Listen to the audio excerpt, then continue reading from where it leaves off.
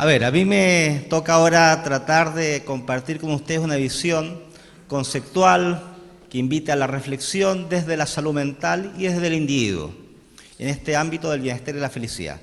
Y tomando algunos temas que había presentado Rodrigo, ese 40% que dice sí, a lo mejor la felicidad puede ser el foco del desarrollo, con el sesgo optimista de uno dice que bueno que sea un 40%, en el sentido de decir es un porcentaje importante de la población, sobre todo que el tema desarrollo uno no lo asocia necesariamente con la temática del bienestar y la felicidad, inmediatamente lo asocia con otros aspectos que son muchas veces carentes. Y parte de lo que quiero compartir también lo hemos podido trabajar nosotros a través de un libro que se llama La felicidad, experiencias y evidencias para cambiar nuestro mundo, que lo hicimos gente acá con algunas ayudas de invitados internacionales, donde ahí se le está entregando ahí al Papa, que ha sido en el último tiempo una de las personas que ha estado también hablando bastante del tema de la felicidad como un aspecto importante. Y tomando esta primera reflexión de lo individual y de lo colectivo, del uno y de los otros, puso recién este poema de Carmen Gloria Berríos que dice lo siguiente: tradiciones o traiciones. Dice, Eva introduce apocalípticamente un trozo de manzana en la boca de Adán. La bruja introduce letalmente un trozo de manzana en la boca de Blancanieves. Mi abuela prepara afanosamente un strudel de manzana. Me inquieta el destino de mi abuelo. ¿Sí? Sí. Cuando trabajamos conductas adictivas, si uno tomara esta historia del cristianismo como una metáfora o una realidad y uno dijera, bueno, todo esto trajo la expulsión del paraíso, uno dice, bueno, ¿cuál es el problema? El problema es Eva, era un problema de género, era un problema que estaba pasando un mal momento, era un tema de su emocionalidad. El problema es la manzana, el problema es el objeto, el problema es el otro, lo externo. El problema era que estaba prohibido, que se me estaba negando algo. El problema es lo externo, el contexto, el ambiente. La verdad es que si uno analiza a las personas que tienen problemas de conducta adictivas, en algunos casos es más el problema la persona, en otros el contexto, en otros el medio, en otros el objeto droga. En muchos casos es todo, pero siempre referido a un uno, que es la persona que finalmente decide si consume o no consume. Entonces, lo que yo acá quiero también reforzar esta idea que decía Rodrigo, que claramente ambos contextos son importantes. La persona y el colectivo, el otro que vive en ese medio. Ambos aspectos son importantes y hay que trabajar justamente en el ámbito del bienestar y la felicidad. Algunas ideas conceptuales más grandes antes de irme específicamente a la salud mental y a este tema. Odo Marco, el presidente de la Asociación Filosófica Alemana del año 2006, escribe estas frases que nos llevan mucho a la reflexión, que dice: lo humanamente posible no es la perfecta felicidad, sino la imperfecta felicidad. La felicidad es la infelicidad. Esto yendo también a los aspectos más obsesivos que podemos tener algunas personas de siempre hay un pero que no nos permite ser plenamente felices. O la visión natural y comprensible que uno no puede estar siempre sintiéndose feliz si uno define la felicidad a partir de un momento. Hay gente que lo define como un estado, como algo más permanente, como una suerte de equilibrio. Y hay gente que dice permanentemente se siente con la tendencia, con el sentimiento de la felicidad. Pero por otro lado, acá se nos marca un aspecto muy importante que es esta integración dialéctica entre la infelicidad y la felicidad en un continuo. Hablar del bienestar y la felicidad no nos puede dejar de ver el problema de la infelicidad y del malestar. ¿Ya? Y por lo menos cuando nosotros nos hemos planteado justamente trabajar el tema del bienestar y la felicidad, es también viendo qué podemos hacer para trabajar el tema del malestar y de la infelicidad. La entendemos como un continuo, como aspectos que se superponen, que están muy relacionados.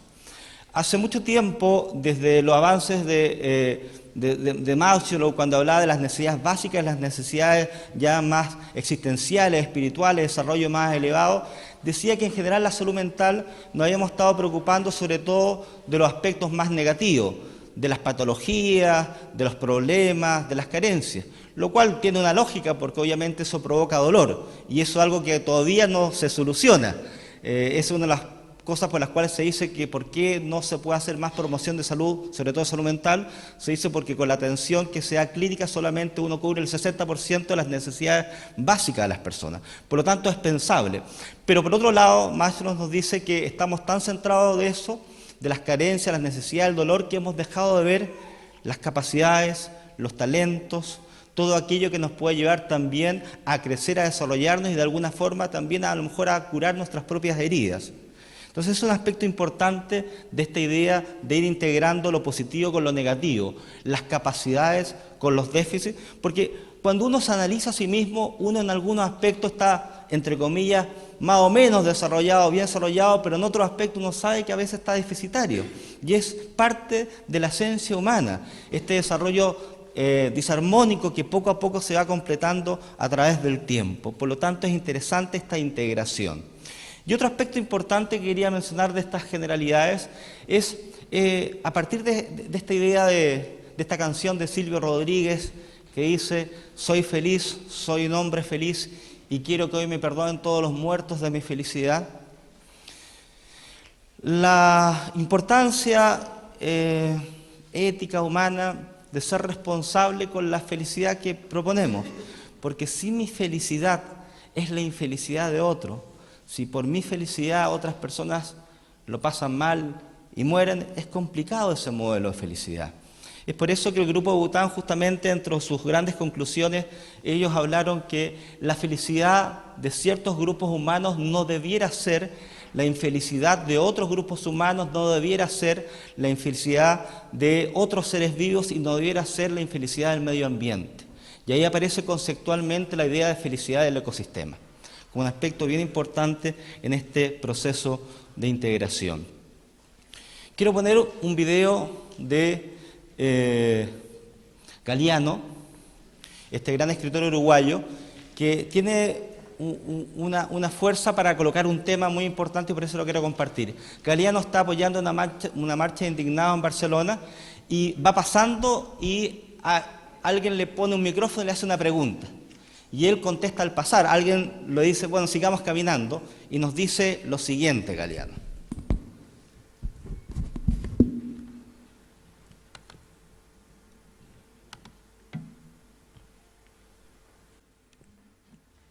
Yo no quiero ser un intelectual. Cuando me dicen un distinguido intelectual, digo, no, yo no soy un intelectual. Los intelectuales son los que divorcian la cabeza del cuerpo. Yo no quiero ser una cabeza que rueda por los caminos.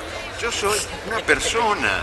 Soy una cabeza, un cuerpo, un sexo, una barriga, todo. Pero no un intelectual. Abominables personajes. Ya lo decía Goya, la razón genera monstruos. Cuidado con los que solamente razonan. Los que solamente razonan. Cuidado, hay que razonar y sentir.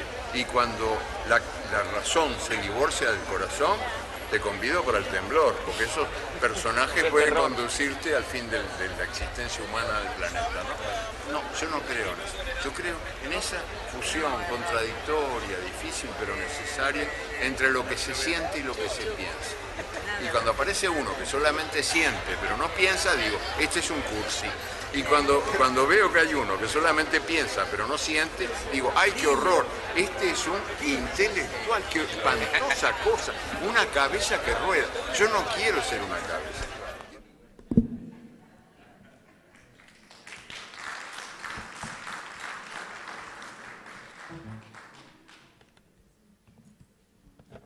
Esa frase de Galeano, que nos invita a algo que de alguna forma todos un poco sabemos, la necesidad de integrarnos justamente entre lo que pensamos, lo que decimos y lo que hacemos, entre nuestros aspectos más cognitivos, emocionales, entre nuestro desarrollo espiritual y nuestro sentido de vida. Ese desarrollo integral que de alguna forma nos puede dar mayor estabilidad para plantearnos proyectos de bienestar y felicidad individual o colectiva.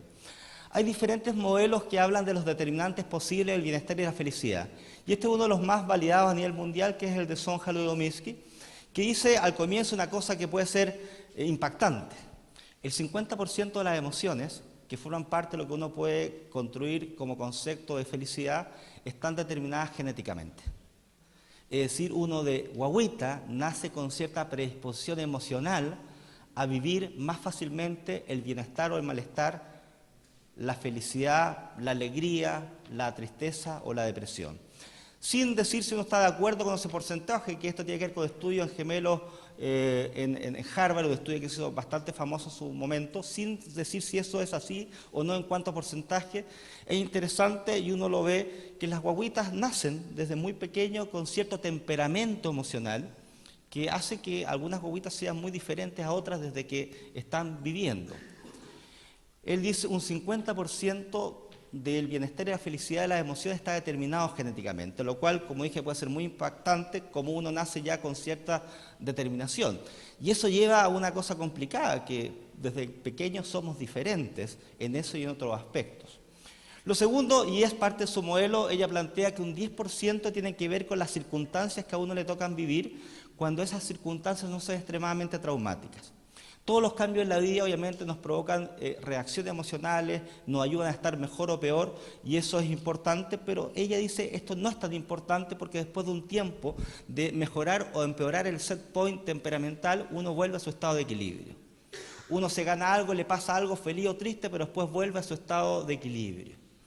Lo importante, y esto tiene que ver con lo que a lo mejor también decía el alcalde en su momento, dice hay un 40% que tiene que ver con lo que uno podría llamar voluntad, conciencia, decisión, o sea, una parte que tiene que ver conmigo en cuanto a cómo yo decido vivir la vida que estoy viviendo, las decisiones que yo me planteo para vivir, las grandes decisiones que uno en el día a día va tomando en su ambular para definir el camino que quiere tomar. Hace un tiempo se hizo esta pregunta en una encuesta estudio, que era una pregunta, ¿qué está mal en el mundo? ¿Sí? Y también de la mano de eso vino la segunda parte, que era, ¿qué debe cambiar en el mundo para que las cosas estén mejor? ¿Qué dirían así rápidamente? Ideas. Desigualdad, medio ambiente, medios de comunicación, agresión, violencia.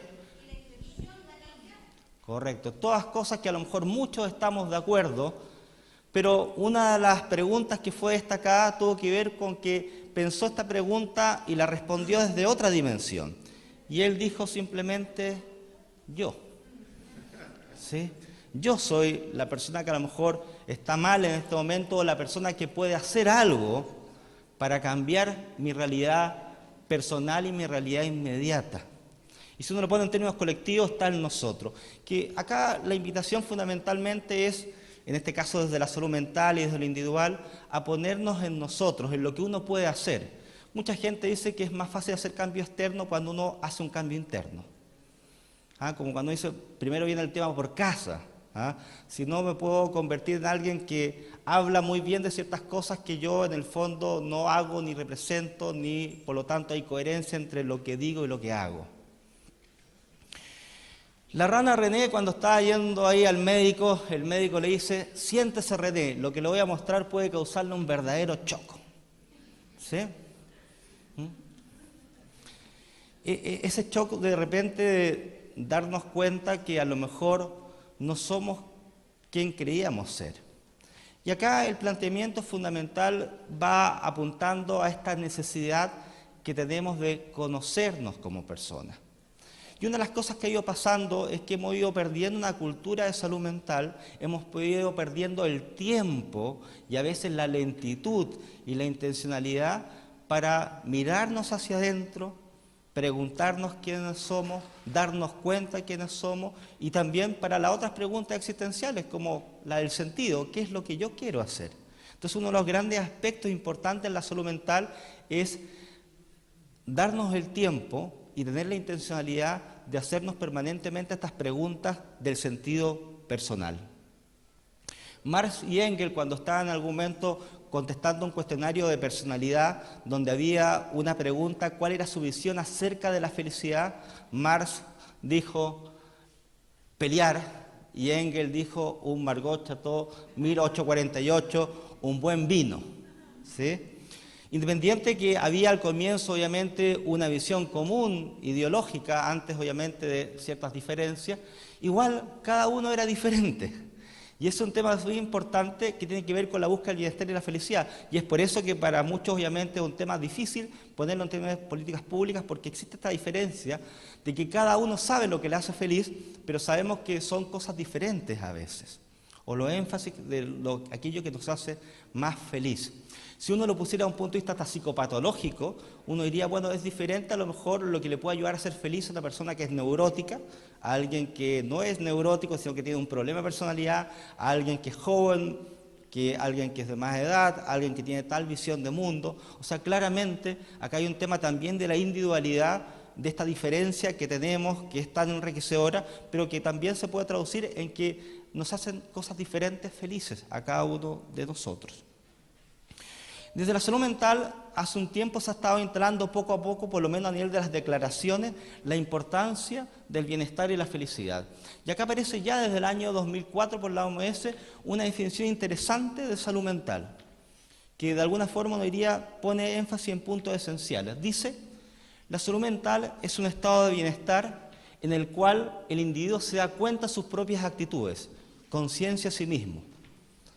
Puede afrontar las presiones normales de la vida, tiene capacidades, se le han instalado capacidades en su salud mental para afrontar las diferentes situaciones de vida. Puede trabajar productiva y fructíferamente, tiene oportunidades. Es una persona que siente que tiene la competencia y las oportunidades para estar bien. Y es capaz de hacer una contribución a su comunidad. Es parte de una comunidad, es parte de un vínculo personal, interpersonal y social comunitario. Una definición ya desde el año 2004 que está puesto desde la salud mental interesante que incorpora la idea del bienestar positivo. Simplemente reforzaba una idea que hay una serie de indicadores de salud mental positivas, tales como, por ejemplo, aquellas personas que tienen mayores niveles de satisfacción con la vida, buen ánimo, bienestar psicológico, se asocia con una múltiple cantidad de variables que uno podría hablar de un buen vivir, de un estar bien en la vida, como por ejemplo, sentimientos de amistad, confianza hacia tercero, menores problemas de mortalidad, mejor calidad de vida en el sentido de frente a la enfermedad, en cuanto a cómo enfrentar la enfermedad, o sea, de alguna forma muchos indicadores de salud mental positiva se asocian con bienestar en diferentes ámbitos de la vida. Salinger, este escritor, decía, soy un paranoico al revés, siempre sospecho que la gente está planeando algo para hacerme feliz. ¿Sí? ¿Sí? Claramente, uno de los grandes temas es cómo vamos recuperando la confianza en el otro. Sin lugar a dudas que una de las cosas más complicadas del individualismo, o cuando vemos que el mundo es amenazante, es la necesidad de protegernos, de aislarnos y de pensar fundamentalmente que los proyectos principales son los proyectos personales y no los proyectos con otros. Gran tema en Chile, cómo obviamente se trabaja el tema de las confianzas. Dentro del informe del PNUD se decía que uno de los aspectos más importantes justamente tiene que ver con la dignidad, con la confianza, con aspectos fundamentales que te permiten sentirte bien contigo mismo y hacer lazos que puedan promover proyectos colectivos. Ya lo decía en su momento Iván Fuentes, que se hizo tan conocido cuando dijo con sentido de manada y cardumen, la necesidad de sintonizar con el otro.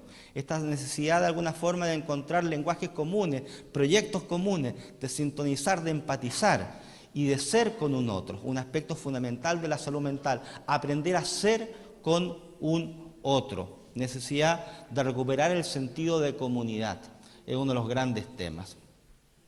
Y en este sentido de comunidad, volviendo a esta idea de este poema de Carmen Gloria Berríos, si uno ve al ser humano como un ser relacional, como un ser que siempre está relacionado con un otro, con otra persona, con un objeto, es fundamental si ese ser humano desde temprano aprende a construir vínculos que le hagan bien en su vida.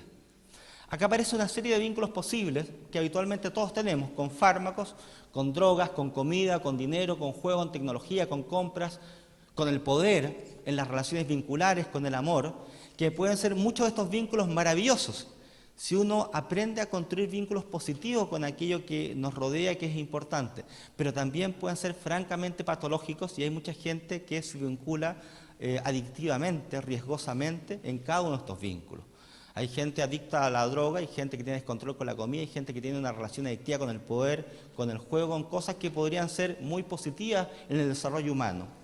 ¿Por qué? Porque a veces esto se ancla en una cosa básica que es poner lo esencial y lo principal en aspectos internos, en desmedro de aspectos internos.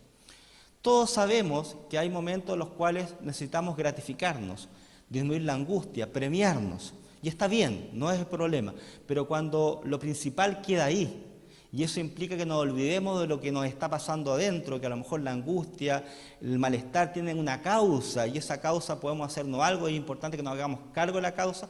Cuando lo externalizamos, cuando buscamos solo la solución externa, aparecen relaciones hipertrofiadas, patológicas que pueden desencadenar justamente vínculos nocivos en nuestra vida. Algunas personas causan felicidad donde van, otras cuando se van. ¿Sí? Fundamental. Las emociones tienen la hermosa cualidad de contagiarse. Y uno puede contagiar emociones positivas o negativas que ayudan a crear ambientes humanos buenos, positivos o negativos. Uno puede sentir ambientes humanos en los cuales la tensión se huele, en la cual uno se enferma físicamente antes de ingresar, en las cuales uno tiene una reacción física frente al miedo, la angustia que me produce el clima humano, y también uno sabe que hay climas humanos que nos hacen bien, que uno se siente acogido, que es rico estar ahí, que uno se siente bien. Entonces, esto es muy importante. Las emociones siempre las estamos transmitiendo, siempre las estamos comunicando y contagiando, y hay una hermosa responsabilidad de las personas, que somos seres sociales, que convivimos con otros, de cómo vamos a convivir emocionalmente con las otras personas. ¿Sí? Uno de los modelos más asociados a aquello que se llama florecimiento humano, como un desarrollo pleno donde uno da sus mayores colores, desarrolla sus máximas capacidades y talentos, es el modelo de Martin Seligman, que dice que son 5 los aspectos más importantes a trabajar. 1, las emociones, da mucha importancia a las emociones positivas, pero también a enfrentar las dominadas emociones negativas. 2, aprender a fluir, que implica involucrarse en algo tan profundamente que me vuelo, pero en un volar que me hace bien. Cuando estoy vibrando con algo, eso es el fluir.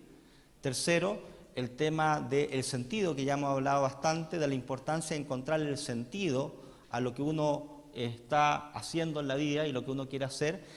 4, lo que hemos estado diciendo el último tiempo, que las personas aprendamos o no a construir vínculos y relaciones saludables como un aspecto importante de la salud mental.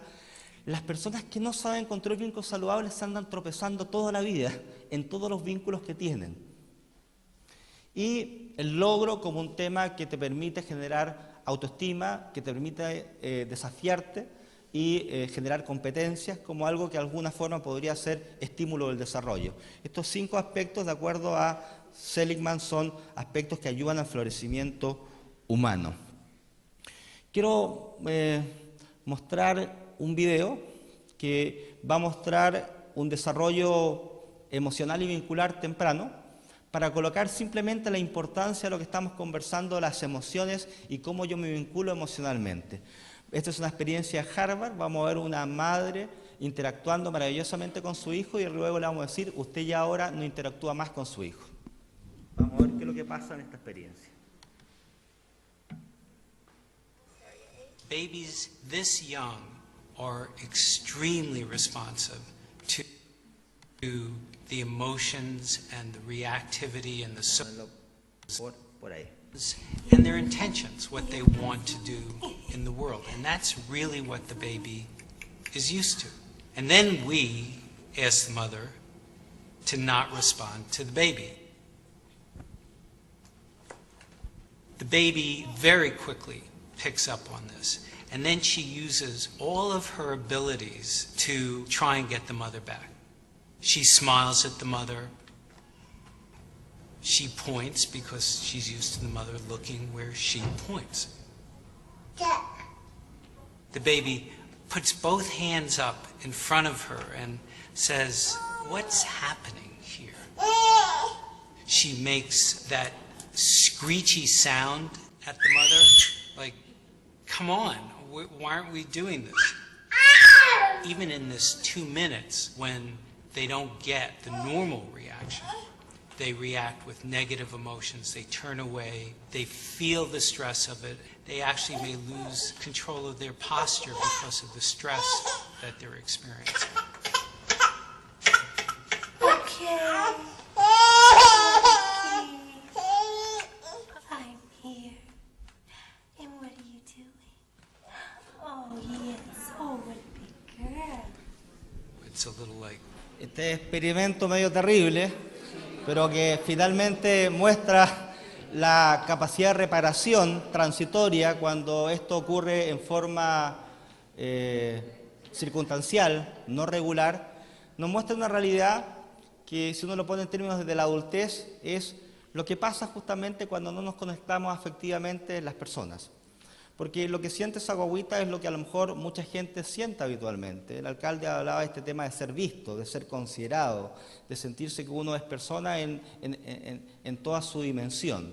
Esta guagüita, frente a la ausencia de la madre, primero que nada, obviamente, le hace gracias, después le exige mamá, luego se angustia, finalmente termina llorando, y las experiencias, obviamente, en otros seres vivos ha llevado a continuar el experimento. ¿Y qué termina ocurriendo? Que en algún momento este hijo empieza a aprender que los vínculos no son importantes, que las emociones tampoco, por lo tanto la guagüita también termina no respondiendo emocionalmente y desconociendo su emocionalidad, un aplaneamiento afectivo.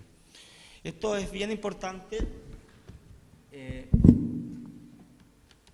porque por eso se le ha dado tanta importancia al último tiempo al apego. Y por eso ha aparecido justamente programas de gobierno donde es tan importante esos primeros años de cómo uno va construyendo una emocionalidad sana, que la vamos construyendo a lo largo de toda la vida. Pareciera, se dice, que en la medida que nuestro modelo de desarrollo ha ido dándose tan rápidamente, hemos perdido la capacidad de identificar, reconocer y darle espacio a nuestras emociones. Eso es lo que muchos han llamado un analfabetismo emocional, un desconocimiento emocional y racional, que se puede traducir en cosas bastante complejas que son muy comunes en la realidad actual. En la medida que yo no reconozco las emociones que puede pasar, se expresan corporalmente y aparece todo el gran mundo de las somatizaciones. Mucha gente le cuesta más asumir o darse cuenta que tiene un problema de pena, tristeza, angustia, y lo que tiene es un colon irritable, un mal dormir, un lumbago, una sensación de malestar. Un problema de somatizar en demasía las emociones es que yo las pongo afuera, las pongo como algo externo. Y por lo tanto yo siento que el problema es externo, y para problemas externos a veces busco soluciones externas y voy frente a un médico para que me dé un medicamento para solucionar este malestar físico sin dejar de ver que hay un problema y hay una emoción. Por lo tanto no se soluciona el problema y se empieza justamente a dar un funcionamiento donde lo externo luego nuevamente pasa a ser más importante que lo interno, y donde yo dejo de verme a mí mismo, no me reconozco y por lo tanto tengo menos posibilidades de crecer integralmente en mi vida, en la medida que me desconozco a mí mismo. Wenceslao algo había hablado, y una de las cosas llamativas que tienen que ver con esta idea es que un estudio comparativo que ellos hicieron en Saxe, comparando 20 países, la mayoría de la OCDE, viendo el nivel de materialismo, definido materialismo como central, como poner lo esencial del desarrollo en algo material que es externo a mí, encontró que Chile es uno de los países más materialistas, y cuando uno aplica encuestas en la misma población sobre bienestar subjetivo, salud mental, bienestar y felicidad, encontramos habitualmente una relación inversamente proporcional.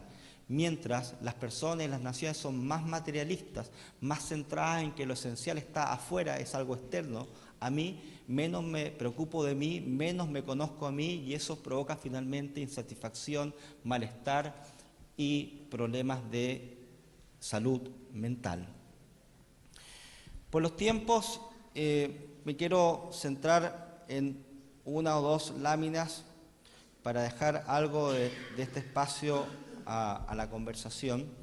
El tema de las emociones es fundamental darle una importancia en el desarrollo integral de las personas para tener una buena salud mental. Este es un proceso que va dándose poco a poco al tiempo, a través del tiempo, y una cosa que uno no tiene tan instalado es que como uno puede ejercitar el cuerpo, puede ejercitar la mente, y así uno puede ir teniendo mayores capacidades de aprendizaje, también puede aprender a conocer y a ejercitar sus emociones, que es tener justamente un desarrollo emocional adecuado, maduro, donde uno puede justamente poner contextos, situaciones, donde uno puede reconocer lo que le pasa, puede trabajar con sus emociones, puede compartir emocionalmente con otros, como un gran tema del desarrollo de la salud mental individual que se asocia con bienestar y con la felicidad.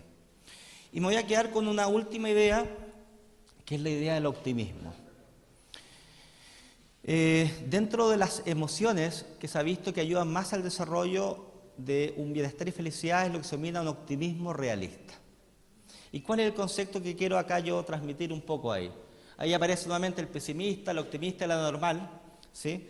Para decir que estos conceptos que vamos a manejar tienen que ver con población promedio, con población más o menos normal, ¿ya? Porque obviamente si alguien se sale de esos parámetros va a ser más complicado, pero se ha visto que uno de los aspectos más interesantes del desarrollo emocional y cognitivo que representa esto que uno llama optimismo de las personas es trabajar este tema. Pero acá lo que se propone fundamentalmente es instalar lo que se denomina optimismo realista. ¿Qué significa esto? El optimismo realista significa, si hoy me está pasando algo que es complejo y doloroso, no puedo negarlo, no puedo hacer que no exista. Lo que sí puedo hacer es ponerlo entre paréntesis, minimizar un poco porque a lo mejor no me siento capacitado para enfrentarlo, porque me es demasiado doloroso, pero no lo puedo negar. Entonces, ¿en qué consiste el optimismo realista? En que lo que duele, duele, pero el optimismo consiste en que yo tengo la esperanza y la expectativa que en el futuro las cosas pueden mejorar. ¿Y por qué pueden mejorar? Por tres cosas básicas. Puede mejorar porque yo puedo hacer algo para mejorar mi vida. Hay una parte importante de mi vida que corresponde a mis propias decisiones y mi propio andar. Por lo tanto, yo puedo hacer algo para cambiar mi vida y por lo tanto hay una esperanza en que el futuro pueda ser mejor. Lo segundo, ¿por qué las cosas pueden ser mejor? Porque yo soy parte de una comunidad, yo vivo con otras personas, hay personas que me tienen afecto, yo soy parte de una historia y esas personas también me pueden ayudar a que las cosas cambien. Tercero, ¿por qué también puede cambiar y haber esperanza en el futuro? Porque yo puedo hacer cosas, porque vivo y soy parte de una comunidad que me puede ayudar. Y tercero, porque hay circunstancias. Algunos le ponen el nombre de suerte, circunstancias, creencias, pero de repente hay cosas que independiente de mí y del entorno hacen que la realidad cambie. ¿Por qué es tan importante instalar esto que se llama el optimismo realista? Esto lo puse ahora último en el contexto de una pregunta de educación, porque hay un montón de estudios que se ha visto que cuando uno instala el trabajo del optimismo realista en la preadolescencia, entre los 10 y los 12 años, uno va creando una capacidad de enfrentar el futuro con esperanza. ¿Y por qué es tan importante esto? Porque si yo siento que en el momento que tengo dolor no tengo esperanza en el futuro, uno se pregunta, ¿y para qué vivir? Y eso es lo que le puede pasar a alguien que está con una depresión. En cambio, el que está con una depresión, pero tiene la esperanza de que a pesar de que me siento mal, algo puede ocurrir para que mañana me sienta bien, le cambia la vida. Estos estudios que se hicieron hace mucho tiempo y se siguen replicando han mostrado cómo disminuye el sufrimiento emocional, las conductas autoagresivas, cuando uno logra instalar en la salud mental de las personas tempranamente una visión de optimismo realista frente a la vida. Asumo lo que pasa, pero tengo esperanza, si esto es muy negativo, que en el futuro las cosas puedan cambiar. Y esta es la última lámina para poner algo más positivo al final. Este es un consejo Jodorowsky que a mí me encanta, dice: busca todos los días en el diario una noticia positiva. Es difícil de encontrarla, pero en medio de los acontecimientos nefastos, siempre de manera casi imperceptible hay una: que se descubrió una nueva raza de pájaros, que los cometas transportan vida, que un nene cayó desde un 5º piso sin dañarse, que la hija de un presidente intentó suicidarse en el océano y fue salvada por un obrero del cual se enamoró y se casaron. ¿Sí? Esto que parece tan de teleserie, lo importante es que esto es lo que ocurre todos los días. Todos los días ocurren cosas increíblemente buenas y malas y uno dice, ¿cómo? A veces la ficción supera a la realidad en estos aspectos. ¿Y por qué coloco esto? Porque de alguna forma uno vive de acuerdo justamente de un ambiente comunicacional que a uno le está entregando mensajes de lo que está ocurriendo y de cómo es el mundo. Cuando su ambiente comunicacional, por ejemplo, las noticias, simplemente nos muestran lo negativo del mundo, uno siente que el mundo es amenazante, que es malo, y frente a eso lo único que queda es defendernos, pensar en nuestros proyectos individuales y poner barreras. Pero cuando uno se da cuenta que en el mundo, junto con cosas malas, ocurren cosas buenas, obviamente la vida puede cambiar el matiz con el cual uno está mirando las cosas. Esto es importante y también tiene que ver con la misma idea. Cosas tan simples e investigadas como cuando uno llega a la casa, es muy diferente a acostarme con los problemas que tuve o tratar de rescatar algunas cosas importantes y positivas que me pasaron durante el día, hacen un cambio significativo en el estado emocional y en mi visión de mundo. Y como cuando uno tiene pareja y dice, bueno, no es bueno acostarse peleado, acá tiene que ver con lo mismo, ¿ah? Que es bueno justamente pensar que junto con las cosas negativas también hay muchas cosas positivas. Y para cerrar la idea, las personas que estamos trabajando este último tiempo en bienestar y felicidad es una de las cosas que uno se sorprende. Tanta gente hace tantas cosas positivas que uno desconoce, y esto ocurre todos los días, y eso obviamente es algo muy importante de poner en el colectivo. Gracias.